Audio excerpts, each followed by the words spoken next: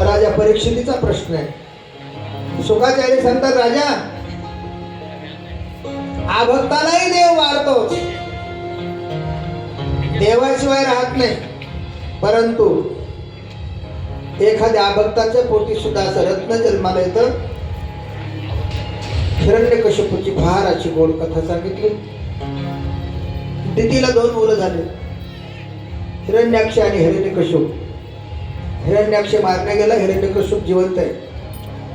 आपल्या भावाला मारलं आणि आपल्या भावाचा बदला घ्यावं म्हणून या हिरण्यकश्यपूनं तप केलं. पत्नी कयाधू भावाचा बदला घेण्यासाठी जेव्हा हा तपश्चर्या करण्याकरता निघाला, त्यावेळेला बृहस्पतीनं पोपटाचं रूप घेतलं आणि एका झाडावर बसले. श्रीकृष्ण श्रीकृष्ण श्रीकृष्ण असं पोपट भजन करतो बृहस्पती. याने विचार केला, देवाचं नाव तर आवडत नाही, हे काय आलं आपल्या पुढे. तपश्चर्याला जाणारा हिरण्यकश्यपू वापस आला. पत्नी कयाधूने विचारलं, का हो तपश्चर्या करायला जात होतात, परत का आलात? म्हणला, अरे झाडावर एक पोपट होता आणि तो कृष्ण कृष्ण म्हणत होता. परत परत परत परत तेच विचारलं. रात्री चांगलं जेवण दिलं, समागम झाला, समागम होताना विचारलं, का हो परत का आलात? म्हणजे एक पोपट कृष्ण कृष्ण म्हणत होता, एवढंच कारण घडलं. मंदराचल नावाच्या पर्वतावर हिरण्यकश्यपूने तप केलंय आणि तपाच्या बलावर देवाला प्राप्त करून घेतलं. देवा मला असं वरदान द्या, मला मरण नकोय. देव म्हणले, असं माणूस या जगात नाही. आया हेशो जाएगा राजा रंग और भगीर. ज्याचं सरलं त्याला जावं लागेल. मला मरण नकोय, एवढं सोडून काहीतरी माग. किती आटी घातले त्याने पा. मग एक काम करा देवा, मला दिवसा मरण नको, मला रात्री मरण नको, मला घरात मरण नको, मला दारात मरण नको, मला माणसाकून मरण नको, मला पशुकून मरण नको, मला शस्त्रानं मरण नको, मला अस्त्रानं मरण नको. सर्व अटी देवाने मान्य केल्या.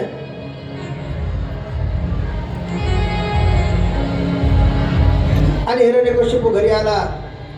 योग इतके चांगले का कयाधूच्या पोटामध्ये एक महान भगवत भक्त आहे आणि त्या भगवत भक्ताचा जन्म झाला. त्या भक्ताचं नाव आहे भक्त प्रल्हाद. बाप राक्षस आहे, पण जन्माला आल्यापासून मुलाच्या मुखामध्ये देवाचं नाव येऊ लागलं आणि देवाचं नाव ऐकून तळपायाच्या मस्तकाला गेले. प्रल्हादा, देवाचं नाव घ्यायचं नाही, शाळेत टाकलं. शाळेतल्या मुलाला घेऊन प्रल्हादानं बसावं आणि सगळ्या मुलांना सांगावं, पोरांनो, हा देह नाशिवंत आहे. भगवंताची भक्ती केली तर तुम्हाला या देहानं मोक्ष मिळवता येईल. तुम्ही माझ्या समोर बसा, मी आज तुम्हाला शिकवतो. आणि शाळेतल्या मुलांना पुढे बसावं आणि प्रल्हादानं त्यांना शिकवलं, श्रीकृष्ण गोविंद हरे मुरारी हे नाथ नारायण वासुदेवा. सर्व पोरं भजन करू लागले. हिरण्यकश्यपूने गुरुजींना विचारलं, गुरुजी आमचा पोरगा काय शिकला? म्हणजे तो शिकला नाही, त्याने आम्हाला शिकवलं. आम्ही बिघडलो, तुम्ही बिघडा ना. मुलाला मांडीवर घेतलं. प्रल्हादा, देवाचं नाव बंद कर. बाबा, मी देवाचं नाव बंद करणार नाही. काय कठोर शिक्षा दिली महाराज. हत्तीच्या पायाला बांधलं, विषारी साप चावले, पर्वत कडावरून ढकललं, अन्नामध्ये विष घातलं, कडे लोट केलं, तेलाच्या कढईमध्ये टाकलं. भक्त प्रल्हादाने ज्या संकटाला सामोरं जायचं त्या संकटामध्ये प्रल्हादाची पिता करीतो दासनी, प्रल्हादाची पिता करीतो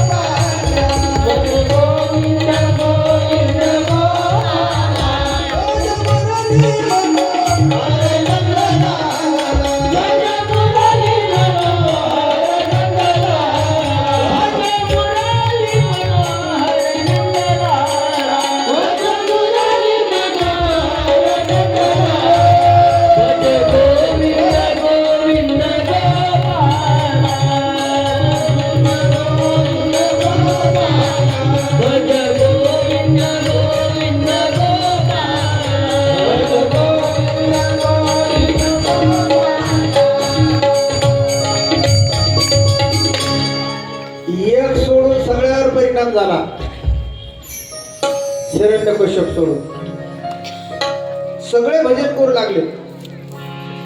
आपल्या कथेत नाही तसं कोणी, सगळ्या परिणाम झाला, पण एक तसंच याद भज गोविंद गोविंद गोपाला. लाल डोळे केले हिरण्यकश्यप, माझ्या कुळाला कलंक लावलास, आसुरी स्वभाव सोड प्रल्हादा. हातात खटक घेतलं, सांग तुझा देव कुठे आहे? बाबा विठ्ठल जळीस्थळी भरला. कण कण में है भगवान, सर्वा घटी राम देहाते एक. कुठे देव, कुठे देव, दाखव मला देव. बाबा माझा देव प्रत्येकात आहे, माझ्यात आहे, तुमच्यात आहे. बोट केलं या खांबात देव आहे का? हो, माझा देव खांबात सुद्धा आहे. धाड दिसी खांबावर लाथ मारली. Oh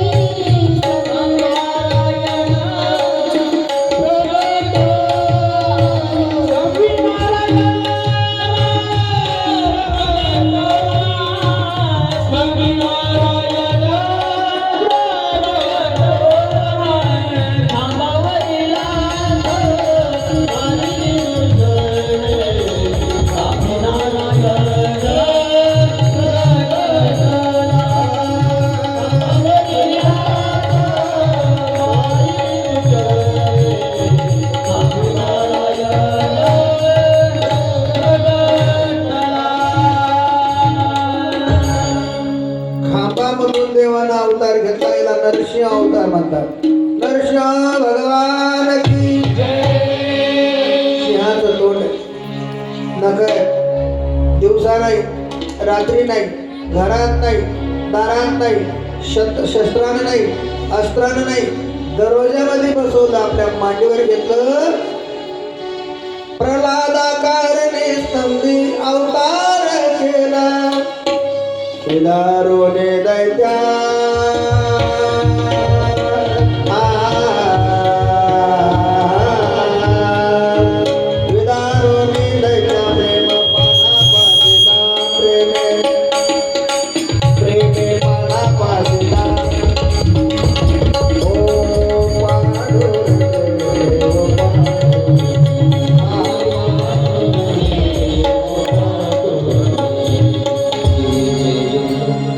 हिरण्यकश्यपूचा वध झाला आणि भक्त प्रल्हाद देवाची स्तुती करतो.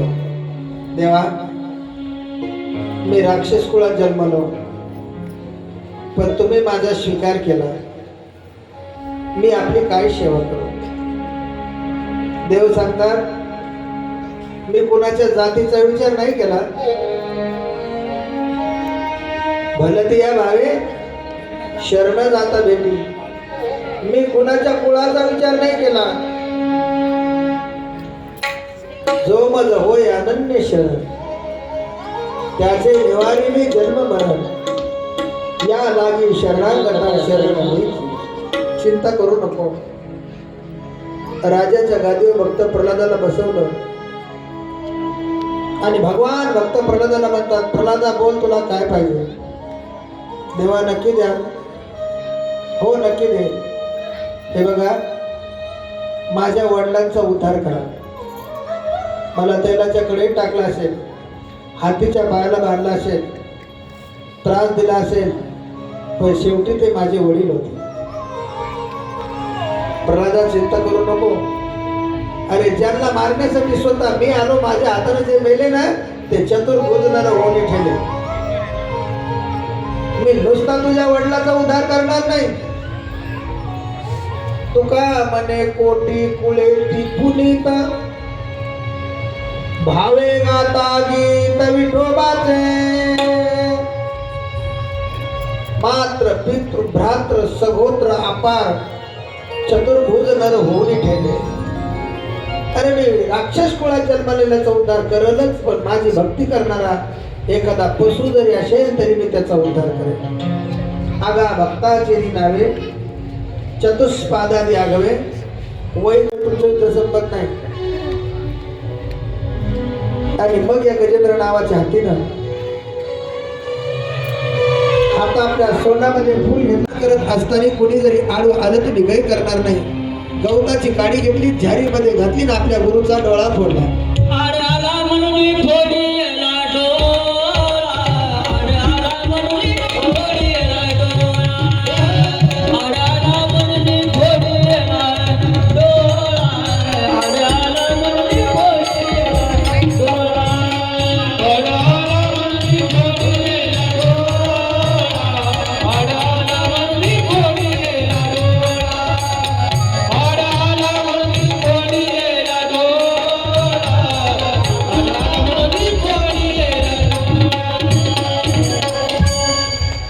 आजपर्यंत जेवढे झाक्या सजवल्या ना, त्याच्यात एक नंबरची झाकी टाळी वाजली. हाच तो वामन अवतार, गुटूक अवतार. कुणाचं लेकरू निवडलं काय माहिती भाऊ? एकच नंबर, एकच नंबर. भाऊ कसं झालेलं नाही, आपलं पण बक्षीस घेऊन जा. आणि असे पार्ट सजवता आले पाहिजे. राजा बळी असा दिसला पाहिजे धिपाड, आणि वामन अवतार असा छोटूसा. बळीराजाने वामनाचे पाय धुवायला सुरुवात केली. काय पाहिजे? मला 3 पावलं जागा पाहिजे. बळीसारखा उदार अजून कोणी झाला नाही. बळी सर्वस्व उदार, जेने उभारीला कर, करोनी कहार तो पाताळी घातला. 3 पावलं जागा दिली. पावला पाय ठेवला, स्वर्ग, मृत्यू, तिसरा पाय ठेवायला जागा नाही. पाय कुठे ठेवू? बळीने सांगितलं घाबरणार नाही, माझ्या डोक्यावर पाय ठेव. वामनानं बळीच्या डोक्यावर पाय ठेवला आणि तसा पाय ठेवला. जय हो! बळीला पाताळात वाटतो.